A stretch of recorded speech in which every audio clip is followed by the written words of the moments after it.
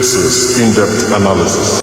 Well, Chief Clerk, let me ask you, will you say that they just concluded National Assembly and presidential elections of February 25, your own estimation, met the expectations of Nigerians? If not, why? Well, to be very, very honest, it depends on which divide you are. Nigerian politics has sharp divisions, and whichever divide one is, one may be tempted, to tilt towards that. But speaking for myself, there is always a presumption in law, especially in the law of evidence, that during the operation of undertaking an election is deemed in law to be correct. It is a presumption that is rebuttable.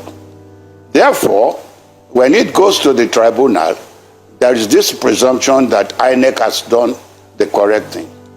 I've always argued against this law, that it places a burden on a respondent in an election petition and places that respondent in a very difficult position to win any election matter. It is difficult to win any election matter in Nigeria.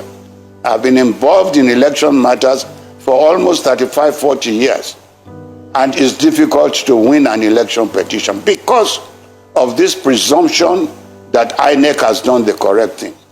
So if the law says INEC has performed as a public officer and there's a presumption that what it has done is correct, who am I if I don't see any other information that can change that notion?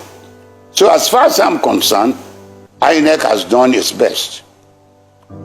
Well, there is yet another presumption, and this is in the public domain, which is that in an election matter of this nature,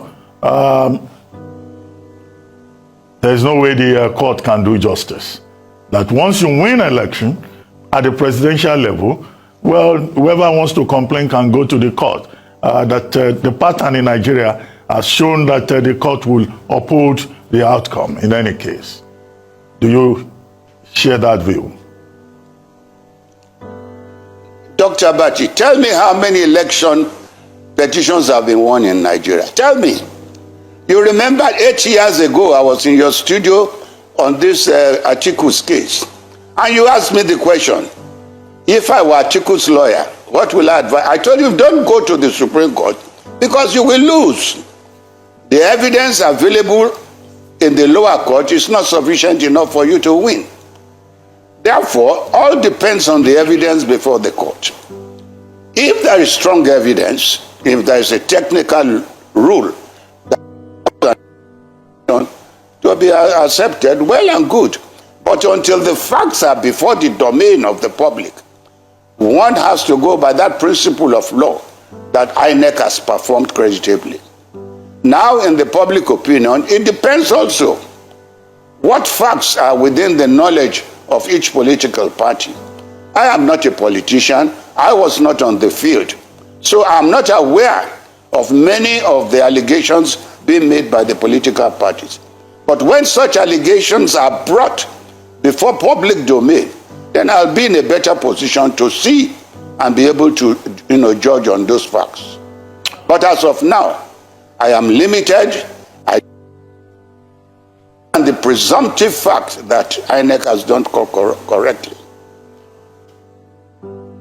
Well, Chief, what would be your advice to Mr. Peter Obi of the Labour Party, Waziri Atiku Abubakar of the PDP, and Senator Rabiu Musa Kwankwanso of the NMPP, who have all said that they are going to court, and they've already gone to court? Will you advise them not to bother, that the battle is won and lost?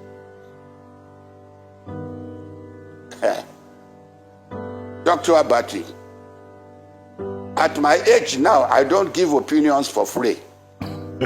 I'm looking for money to maintain life now and enjoy myself.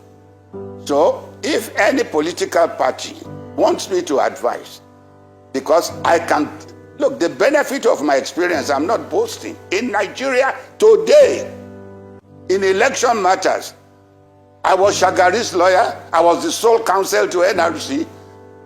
When Nigeria was 21 states, I am the only lawyer in Nigeria that has traversed any court in any of the states.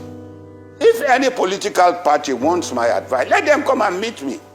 And I'll give my public opinion, but not to give a public opinion that is not fetching me kobo. So you are in a position to, seek for my advice on their behalf and tell me how much you can pay me as consultation fees. 1999 Constitution is our greatest enemy. It is rotten egg, and we cannot benefit from it. I'm not a seer, but I can assure you that nothing good can come from the 1999 Constitution.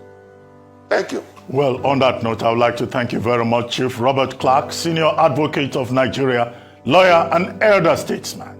Thank you very much for joining us.